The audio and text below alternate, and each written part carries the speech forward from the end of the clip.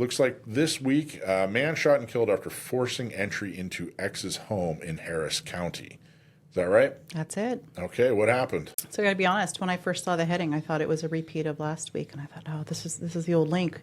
No, it happened again. It's a whole new thing. It's a whole new thing. So this article comes from concealnation.org, and as you stated, we have an ex who found his way into his ex's home in Harris County. So this article is recent. This is February 18th is the date of the article. So this is not an old story. This is not recent. So not too dissimilar to our story of last week. We have yet another gentleman, and he was a 38-year-old man. His name was Wilbert Tays, and he decided to make his way into his ex. It just says ex. We don't know if it's a wife or a girlfriend. Made his way into his ex's home. But what went different than last time, remember if you recall last time we had the ex and then a friend were in the home. Okay, Yeah. this time it sounds like it was nighttime.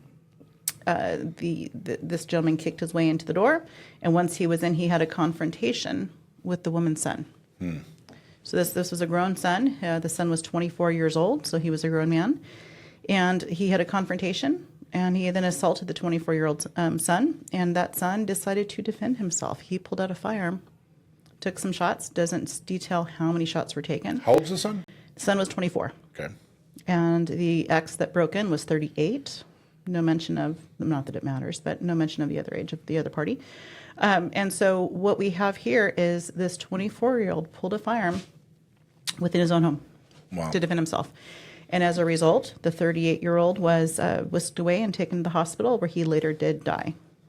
So he did not survive. It doesn't say anything about charges or anything like that for the 24-year-old? It does mention it. It mentions that charges, let me read, I want to get it verbatim, I don't want to mix it up. It honestly, given that this was out of Texas, I honestly expected it to be much different than what they state.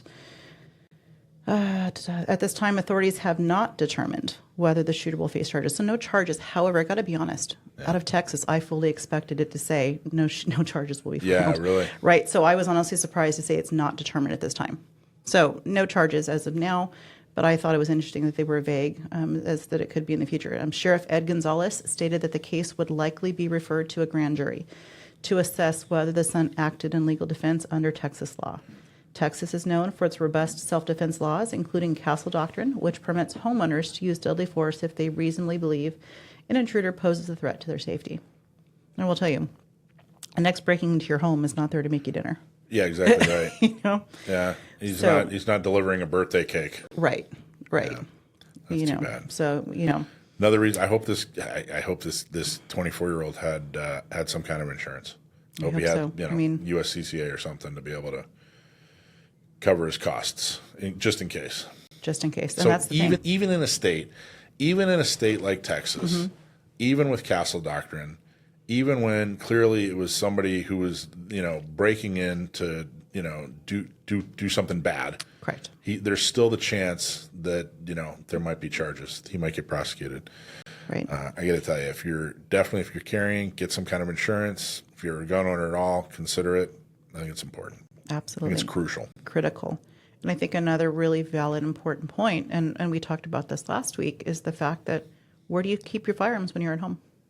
Yeah, we were talking about that. Yeah. Yeah, I mean, did he say, "Hold right here, I'll be right back. Let me go get my gun"? I mean, he had to have it accessible. It sounds like he did. Was it on his person? I'm not sure. Was it staged somewhere in the home? I'm not sure. I know I will tell you, I do have things staged in strategic places. I don't have to go to my bedroom. And that's another advantage. Because I thought ahead. What's the name of that? That's like is it called the Enigma? That's one. So that's, I mean, if you're sitting around in your underwear, you can still have the right. Enigma on, right? That's right. You don't have to have That's absolutely. You Don't don't even have to have underwear. Yeah, you don't need any clothes on at all. It goes underneath everything. That's it. They should consider, an advertising, campaign with, I don't want anything between me and my Enigma. Like the old... A totally new definition to your shower gun, That's it. There you go. All right, cool. Anything else on that? That I just really thought that this really it hit home. I mean, it really is there anything new? No, but I think that this really just goes to show 2 weeks in a row, recent history, we had yet another case of in your home you should feel safe. You should. Right? You never know when evil's going to come your way. This wasn't a burglary. This wasn't some random attack. This was someone that this person knew and at some point had a relationship with, trusted to some degree. You never know when you are going to be in the eyes of someone attempting harm. There you go. Yeah. I'm glad the 24-year-old was okay.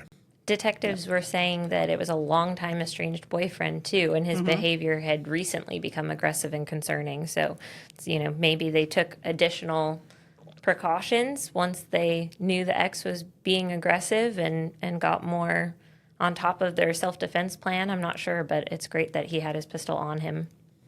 Yes, it is. Hey, everybody. Thanks for watching. I'm Michael from Gun Owners Radio. If you liked what you saw, please don't forget to like, subscribe, share, and make a comment. Help us out. Go to gunownersradio.com. Thanks for watching.